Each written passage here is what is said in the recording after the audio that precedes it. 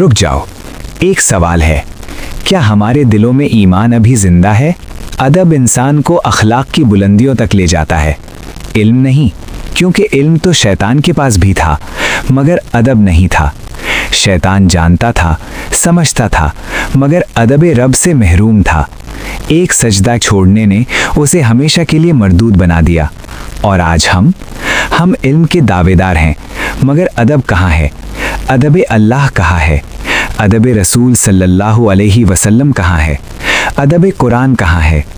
हम एक गाने की वीडियो देखते हैं तो फ़ौरन लाइक, फ़ौरन शेयर और वीडियो मिलियन तक पहुंच जाती है, मगर जब अल्लाह का पैगाम हो, नबी सल्लल्लाहु अलैहि वसल्लम की बात हो, तो हम उंगली रोक लेते हैं, दिल बंद कर लेते हैं और वीडियो स्क्रॉल करके आगे बढ़ जाते हैं।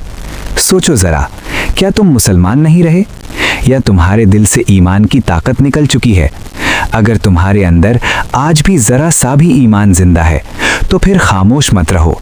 ये वीडियो अपने भाई तक पहुंचाओ, अपनी बहन तक पहुंचाओ, उस दोस्त तक पहुंचाओ जो सिर्फ दुनिया को वायरल करता है और दीन को नज़रअंदाज करता है। चैनल प्रमोशन दिल से। ये वीडियो और ऐसी ईमान को जगाने वाली बातें आपको मिलेंगी। ये अदनान ऑफिशियल 786 पर। अभी सब्सक्राइब करो ताकि हक की आवाज़ मिलियन दिलों तक पहुँचे। वीडियो को लाइक करो ताकि दीन की बात मिलियन स्क्रीनों पर नजर आए। ये सिर्फ एक चैनल नहीं, ये ईमान की याद दहानी है। आखिरी दुआएं दिल से उर्दू में। ए अल्लाह, हमारे दिलों में ईमान को ताज़ा फरमा दे। या रब, हमें इल्म के साथ अदब भी अता फरमा। ए रब्बुल आलमीन, हमें कुरान और रसूल सल्लल्लाहु अलैहि वसल्लम की बातों को फैलाने वाला बना दे, नज़रअंदाज करने वाला ना बना। ए अल्लाह, हमारी कोताहियों को माफ़ फरमा और हमें हक का साथी बना दे। आमीन या रब्बुल आलमीन।